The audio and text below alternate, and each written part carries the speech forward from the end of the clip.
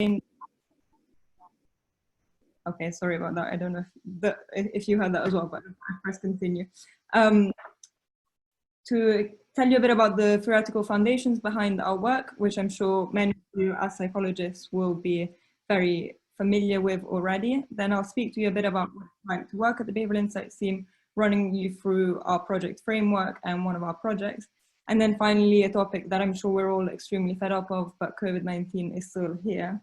So I'm briefly going to touch on how this is in some part a behavioral challenge and an example of one of the pieces of work that we've done in relation to this. To get started though, I've got a couple of exercises, just very small games that we'd normally do face-to-face. So bear with me as the sort of remote setting doesn't quite evoke the same response. But the first exercise is a memory game.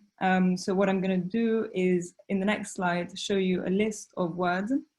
The words will be on the screen for 30 seconds. And then I'm going to ask you if some of the words that I say were present on this screen. So no writing down for now, just try to memorize as many words as possible. And I'll read them out and then keep them on the screen for a further 20 seconds or so. So the words are bed, rest, awake, tired, dream, wake, snooze, blanket, doze, slumber, snore, nap, peace, yawn, and drowsy. I'll keep them on for just a while longer.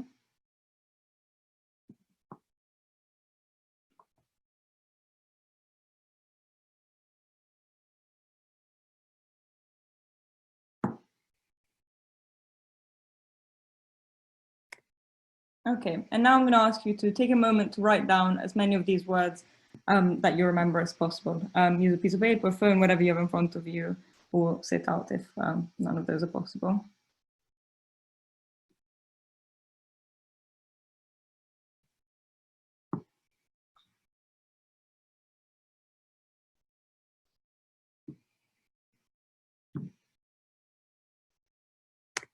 All right. So did you remember the word snore? And I mean, just do this in your head. I mean, normally I'd ask you to put your hands up, but let's just do this for sort of an illustration. So I'm going to ask if you remember the word snore, wake, blanket, nap, and sleep. So what we find is, so sleep wasn't present in the first list of words. Some of you may have spotted this, some of you may have not. Some of you may have falsely recalled the word sleep. The reason why I've done this task is to illustrate that memory is often influenced by context. So 40 to 55% of people typically falsely recall the word sleep. And this isn't a mistake per se, it's sort of a predictable error because of the way that our mind works. So your brain will be looking for a pattern to try to memorize as many words as possible, and sleep fits within the theme of the words that were presented. So memory is influenced by context. Now another simple task. I've got a rectangle here and another rectangle at the top left. And the task, very simple here, is to judge whether you think these are of the same sizes or not. You probably can tell where I'm going with this, but they are actually of the same size. However, given the background, this sort of gray to black gradient makes it look like the rectangle on the bottom right is much bigger than the one on the top left. So our judgment can also be influenced by context. And finally, so can our preferences. So these are a set of cups by Starbucks. Starbucks has sort of been taking advantage of the fact that our preferences are influenced by context for quite some time. If you were presented as a customer with these three options, typically what we find is that people go for the middle option. However, when you introduce an additional option, a larger cup, we find that your preference shifts. You now pick the middle option now on the screen, which is actually what was formerly the largest option. What this means is that you're now spending more and consuming more, even though simply because of the way that the options are presented to you. So our environment shapes our preferences. And I mean, these are all just very sort of small, simple examples, just exercises. But the issue is that they can often have life-changing consequences. So the fact that our memory, judgment, and preferences are influenced by context influence us in a real life setting as well. So memory, for example, we see that false convictions are often caused by inaccurate eyewitness statements. With judgment, this is sort of the flip side, positive use of this knowledge, of this evidence, is that we find it quite hard to judge speed. And in India, a challenge that they were having was with people crossing railway tracks. And they found that introducing yellow lines made people better at judging the speed of the incoming trains and reducing actually the number of people that were hit by trains. And finally, preferences. So even in something as consequential as your choice of end-of-life care, what was the default, which option is presented to you as a default, impacts which option you go for. So this is just an illustration of how the way that our brain works can actually have significant impacts to life-changing consequences and have life-changing consequences. I'm sure you probably recognize this man here. So this is Daniel Kahneman. And there are many theories and models trying to explain how the mind works. I mean, for thousands of years, we've sought to do this. But this is sort of where we're landing at the moment, which is there's a dual process theory of thinking, which says that our mind is split into a system 1 and a system 2. One is fast and the other one is slow. And I won't dwell on this too long because I think given sort of background in psychology, you'll all be very aware of this model. But what's important is that policy has typically been designed assuming that we're constantly operating with system 2, that we're rationally able to think and process large amounts of information and make decisions based on which option maximizes gains for ourselves. However, as some of the examples just given illustrate, this is not always the case. So actually, we're often operating in system 1 because it's easier for us to do so, and simply processing huge amounts of information just wouldn't be possible with the capacity that we have. And this is essentially sort of the pillar and foundations of our work. It's trying to embed a more holistic understanding of the way that human beings behave and the way that we think to policy making. And this is one of our first examples of one of our work. So we started in 2012, and this example is in the area of pensions, which might not sound very exciting, but I think the results are quite impactful. So what was in 2012, it was the case that if you started working, you had to actively decide to sign up to a pension and opt in. With this system, 47% of people were signed up to their pension, signed up to saving money for the future. In 2019, a change was introduced so that it was no longer, so that the default moved to being opt-out. So you were automatically enrolled into your pension. And perhaps unsurprisingly, we see the number of people saving for the future shoot up. So now 76% of people signed up to their pension. And this is sort of using our understanding of the way human beings behave and designing an environment that supports their decisions. So the Behavioral Insights team started life in 2012 in government as part of Number 10. We've since spun out, so in 2014, we spun out of government. We're still partly owned by the Cabinet Office, but also now owned by a social innovation charity called Nesta, and partly owned by our employees. So you can see on the map here where we operate. In blue is where we have offices. So we most recently opened an office in Toronto and one in France. And then in green is where we have, where we're working with partners on projects overseas. As you can see, we've sort of grown, and this has been quite rapid. We're now over 200 employees. But as you can see, I'm now at home. So hit by the pandemic, we've been working remotely and adjusting to the new ways of working for the past few months. So what do we do? So there are essentially 3 core components to the way that we work and to our work. The first one is trying to understand human behavior, using this evidence about behavior, about the way people actually think and process information, to secondly then design policy. So we try to design policies that are pragmatic and applying evidence and research in practice, because often what happens is that research sort of remains in academia and sort of the brilliant work that is carried out by researchers is not translated into practice. And finally, the third pillar is to evaluate. So this is really one of a core principle of ours, is that given that we don't really truly always understand human behavior, it's really important to evaluate interventions to see whether they actually work, and whether the change that you want to have or expecting to have is actually happening in practice. And I'll explain a bit later on about how we evaluate our work. And behavioral insights are by no means sort of there to replace traditional policy tools. Traditional policy tools are very valuable. Often we run into situations where a problem that we're faced with is not one for behavioral science to resolve, but rather is systemic or structural in nature. So behavioral insights is not there to replace, but rather what we view it as, it's there to maximize existing, maximize and enrich existing policy tools, such as information provision, design, incentives, and rules and regulations.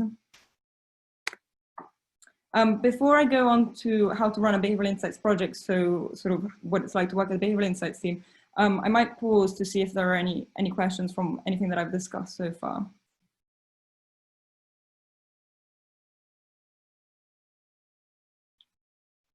And I'll take silence as a no, so I'll carry on if there are no questions. Okay, great. So how do we actually translate this theory and these principles into practice? I'm now going to run you through our project of a framework that we use for our projects, which is called TEST. TEST stands for Target, Explore, Solution, Trial, and Scale. And by and large, for each one of our projects, we'll go through each one of these stages. Each stage will last a different amount of time. So a test project can last a couple of months, as it can last a year. But I'll explain each stage now one by one, going through an example of one of our projects. So the target stage. The target stage is essentially to define the goal, scope, and measurable behaviors and outcomes of our project. The example that I'm going to use here is the policy problem of tackling the rise of antimicrobial resistance. So say that an MP comes to us with this problem. We need to tackle the rise of antimicrobial resistance. What we need to do is try to identify a target for this policy problem and see whether it's behavioral in nature. What we know is that the rise of antimicrobial resistance is largely driven by the overconsumption of antibiotics. Still, however, though, this is not necessarily a behavior that we can target or plausibly design an intervention to change. So we go one step back, and what we identify is that the overconsumption of antibiotics is often driven by an unnecessary overprescription of antibiotics. So in the UK, circa 20% of antibiotics are unnecessarily overprescribed. This leads us to a target which is behavioral in nature. So we can support GPs to reduce the amount of unnecessary antibiotic prescriptions. Next, we move on to the explore phase. So we know that the rise of antimicrobial resistance is an issue, and we know that this is partly driven by GPs unnecessarily prescribing antibiotics in certain settings. But what we want to understand is what is the setting? So what is the setting that GPs find themselves in when they prescribe antibiotics? And what is the perspective of the end user? So how does the GP feel? How does the patient feel about this issue? What are the barriers to GPs not prescribing antibiotics when it's not necessary? So what we do in the explore phase is we try to find out as much as possible to answer these questions. And there are essentially 4 methods that we use. The first one would be to look at the published literature. So are there any studies looking at the way in which GPs behave and why they may be prescribing antibiotics when these are not necessary? Second, we might observe. So with the patient's consent, you might go into a GP practice, send some of our qualitative researchers there to try to understand what's going on. So observing what do those interactions look like? What is the context that a GP finds themselves in when making this decision? This is important in order for us to develop a solution that can actually feasibly be implemented. We may look at the data. So are there any publicly available data sets, or do our partners have any data sets that they can share with us so we can understand the problem more from a quantitative perspective. And finally, we'd use qualitative research methods to, again, try to understand it from the end user's perspective. So speaking directly to GPs or to patients to understand what is the issue. In this instance, we focused on available data. And what we did find was that this challenge, this issue was present in some GP practices. It was more prevalent in some GP practices than others. So there were certain areas in the UK where overprescription was much more prevalent. This gave us some information to inform our solution design. In the solution stage, we use everything that we've learned in the explore phase to develop a solution that actually responds to not only the challenge, but the context in which the challenge presents itself. And we use insights from behavioral science to generate solutions. So these will be solutions that are inspired by behavioral science, the behavioral science literature. So it will be a nudge solution rather than, for example, a structural change. We would recommend a structural change when it's needed, but primarily our solutions are driven by the behavioral science literature. And we have a number of frameworks, so in order to design new solutions. So the EASE framework is one that the Behavioral Insights team developed, and at its sort of simplest form, it says that in order to encourage a behavior, you need to make it easy, attractive, social, and timely. By easy, we say that it has to be the least effortful option for someone to take. Attractive, you need to attract their attention to actually performing that behavior at the right time. Social, you can play into the fact that we're social animals, and then therefore see if there are any social influences or networks that you can tap into. And finally, timely is you need to identify the right point in time at which the person is most likely to change their behavior. This is one framework, but we also use plenty of others. So for example, some of you might be familiar with the COMBI model, which helps to identify barriers to a behavior by Mishi et al.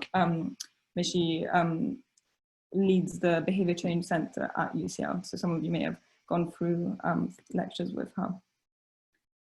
So our solution for this project, so just to remind you, the challenge that we were presented with was how do you tackle the rise of antimicrobial resistance?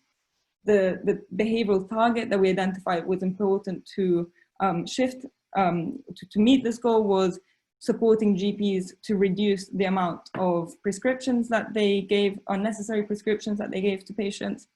And our solution was a letter. So we decided to design a letter that we would send to GP practices across the UK. And the letter drew on principles from different principles from the behavioral science literature. So the first component was we tried to make the behavior easier. So providing them with alternative actions that they could take rather than prescribing antibiotics.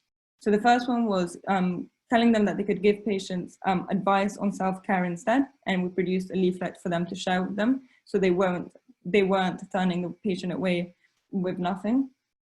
The second one was to consider offering a backup delayed prescription, and this is because when we looked at the available literature, we found that when patients are offered a delayed prescription, in 70% of cases, they then don't collect this prescription, and that's because their symptoms get better.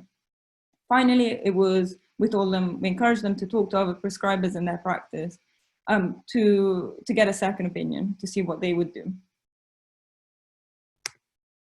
In terms of how to make this behavior attractive to the individual, how to make this letter attractive, we focus on this insight from behavioral science literature, which is the messenger effect. So who is communicating an instruction to you matters. So whether it's your parent, your teacher, your lecturer, the government, the messenger is important, and different messengers will be successful in different contexts for different users. In this case, we felt that an important or powerful messenger would be the chief medical officer. So at the time, Sally Davies. So the letter was structured as if coming from Sally Davies, obviously with her approval. We then thought about how to make the letter social. So given this finding that the rates of antibiotic prescriptions weren't the same across the UK, you could utilize the fact that some practices were prescribing more than others, and letting those practices know that that similar practices like them were prescribing fewer antibiotics provides them with information to go by on their behavior. So in this instance, it was telling them the great majority of practices in Birmingham prescribe fewer antibiotics per head than yours. And finally, timely, so this is the leaflet that I mentioned in the first step, was providing something at the end of the appointment that the GP could share with their patient. So something for them to do at the end. That was the solution that we developed and that we designed. But of course, this is a new letter, and what we are interested in knowing is, does it shift the behavior as we expect it to do so? This is when we move on to the trial phase. And what we try to do is use as rigorous methods as possible to evaluate the impact of our intervention.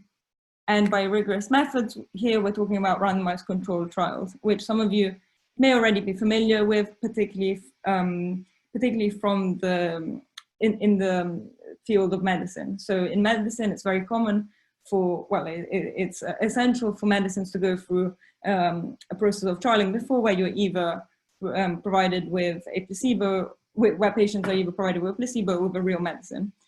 Harder to do in the social sciences, but increasingly becoming more important sort of in a policy setting. So I'll briefly explain how randomized controlled trial works and how we design one in this context. So the first thing that you do is you have to identify your sample. In this case, the sample was GP practices across the UK. And our focus was on those GP practices that were in the top 20% bracket of prescribers. This applied to 1,581 practices. The second step is to split this sample into two groups completely at random. And emphasis on the at random, because what you want to ensure is that there aren't meaningful differences in the two groups. So you don't want one group to have all the big practices or one group to have all the practices in one area, but rather you want the two groups to be as similar as possible, both in observable characteristics and unobservable characteristics. Then what you do is you give your intervention to one group only. So this is the treatment group. So one group only received, of GP practices, received our letter. And the other group received control, which was business as usual, so no intervention. And you do this for the experimental time just to test whether your intervention works or not.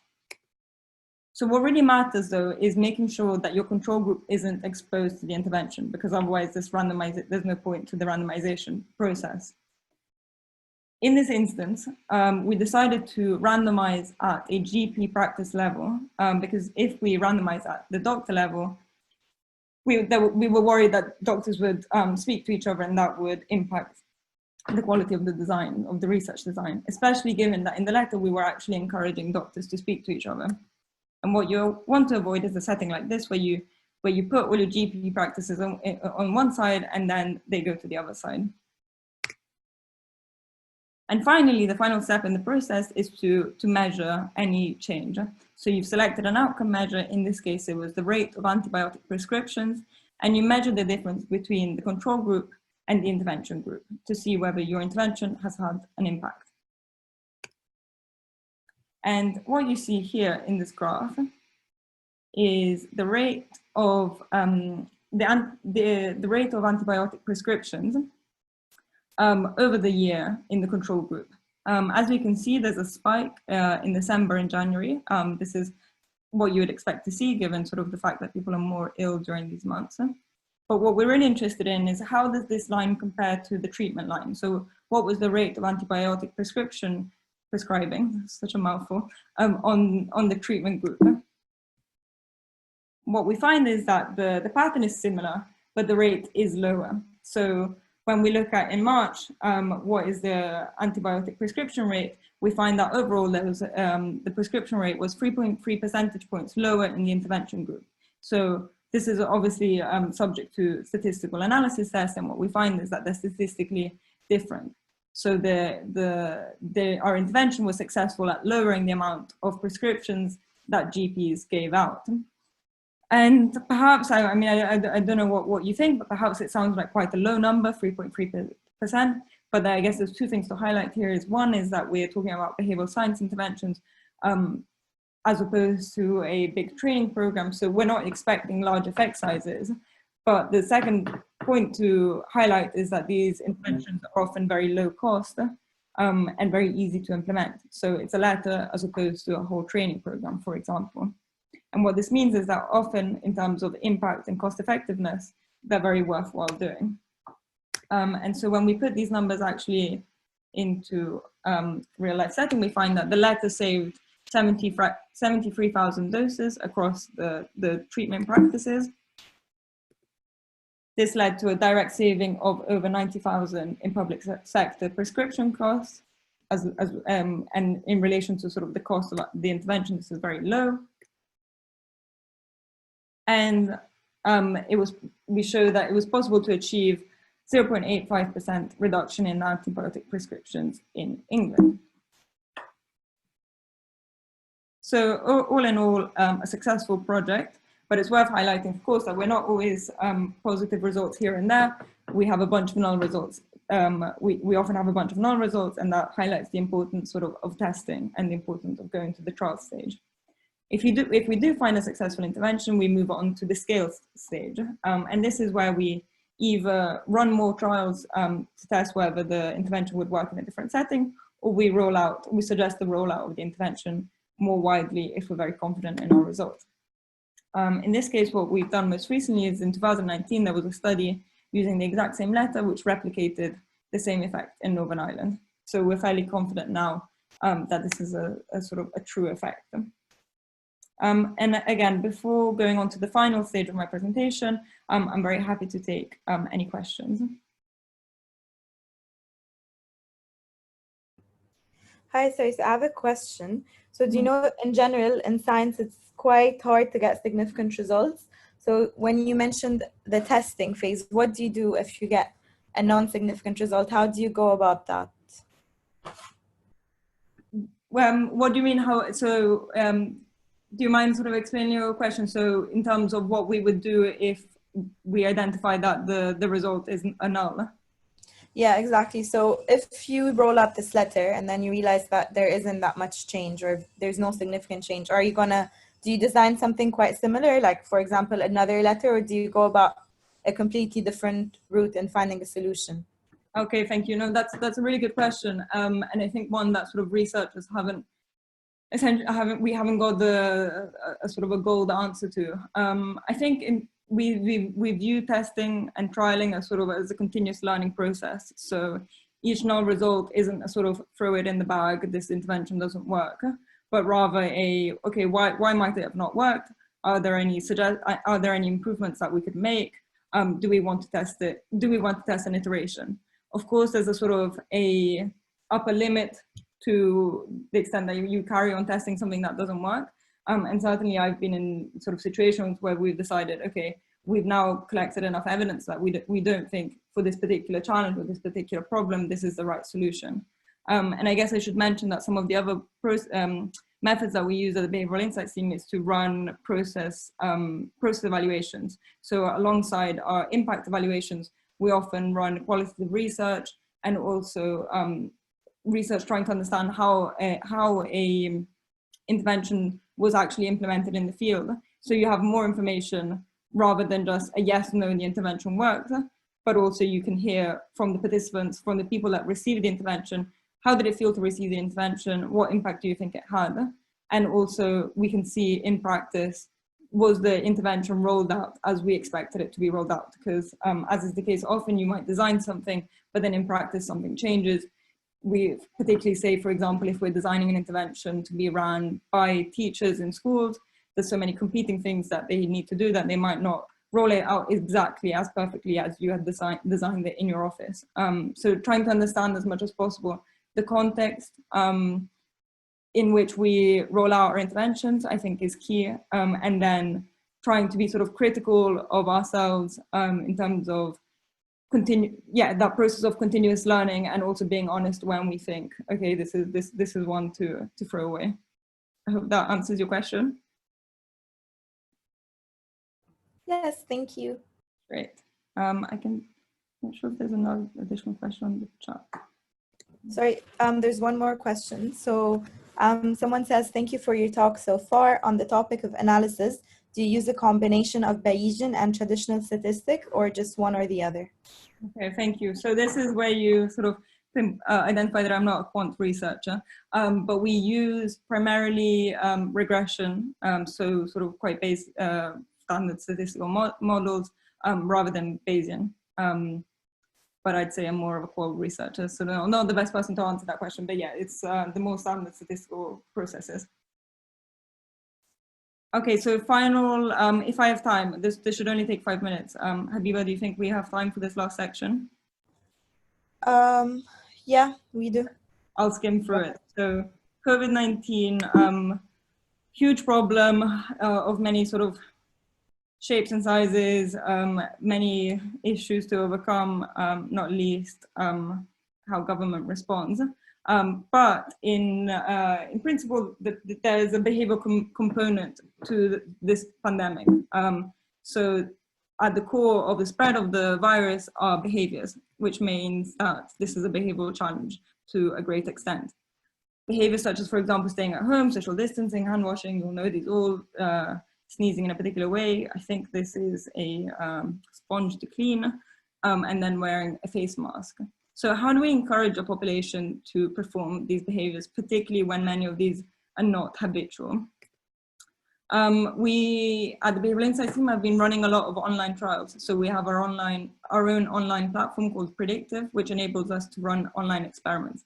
And the way in which we've been using this is to support the development of better communication materials. Because what better way to learn whether your poster works than actually testing it on real people. So we have a platform which enables us to reach a representative sample of the UK population to test the success of a communication material. So in this instance, we worked with the Department of Health, looking at the posters that they had designed for hand washing. And we also tweaked them and made our own design to see what worked best and what posters should be rolled out. I'd be curious to see if you recognize which one was the one that was rolled out.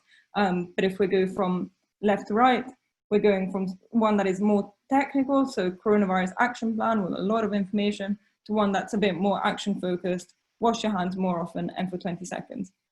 And this sort of shows you the iteration of the posters went through to try to improve them as much as possible so that we're actually encouraging the behavior. And what we do with our online tests is try to see how well people recall the information and how likely they say that they are to adopt the behavior. Obviously, this is imperfect because it's a self-reported measure, but it enables you to test differences to identify differences between the posters. And this meant that the final version, which was the one that we had helped design, was the one that was rolled out. And I think once you sort of look at them one next to the other, you can see why coronavirus action plan public information might not encourage the whole population to start washing their hands. So what we've been learning over time is what is the most effective way to communicate with the public, and telling them on the top left-hand corner the actions that they need to follow and the steps that they need to follow makes them much more likely to adopt that behavior. So this is just to give you a bit of a flavor of our work in the coronavirus space. Just one example. So I have put up the link to our blog, which you can go on to find out a lot more of the recent experiments that we've been running. But I'm going to stop there and take any other questions if there are. But thanks very much for this opportunity to present. Perfect. Thank you so much, Sarah. Any questions so far? Let me check the chat. Hi, thank you so much for your talk, Sarah. It's been very insightful. I wanted to ask, can you name some common limitations of behavior change interventions in the workplace and ways to overcome them?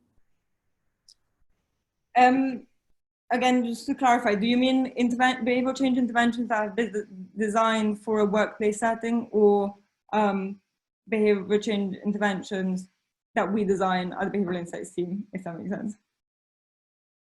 The latter or the the first one? Okay, in the workplace. Let me have a. I think I'd say that my main reflection, because I've worked at the Behavioral Insights team for 3 years, is that sometimes behavior change interventions aren't the right ones. for the challenge that you have at hand. So I think recognizing where a behavioral change approach is the right one, or recognizing where behavioral change approach works best alongside more structural intervention. So I'm thinking, for example, here in the workplace setting, say, for example, hiring decisions or pay decisions. In terms of hiring decisions, we've done research on the effect of, for example, removing the name on the CV to reduce discrimination, and things such as those tweaks have surprisingly large impacts. But of course, what they don't account for, or what they don't solve, is the systemic problems that are driving those issues. So I think for me, it's recognizing the importance of doing both things. So there are small changes that we can achieve, which are important, particularly sort of to resolve things in the immediate future. But there are very systematic changes that also need to happen. So that is sort of the first example that comes to mind. Is there anything else that you had in mind that you wanted me to my opinion on?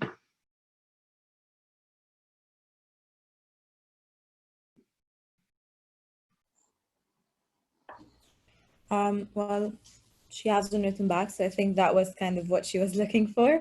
So I wanted to ask you a different question. I think that might also pertain to everyone. Obviously, BIT, or the Behavioral Insights team, is quite popular right now, and I think a lot of young psychologists or people who might be interested in working in behavior change or want to get into into the field might be interested to working there. So would you be able to talk us a bit through your career progression? So I know you talked about starting at UCL, but doing a psych degree, right? Yeah, absolutely. So my experience, I'll tell you a bit about my experience, and then perhaps sort of the typical experience of the people that we see at BIT. So my experience is I studied psychology at UCL. I then worked as a research assistant again at UCL, so running lab experiments in the UCL Institute of Cognitive Neuroscience.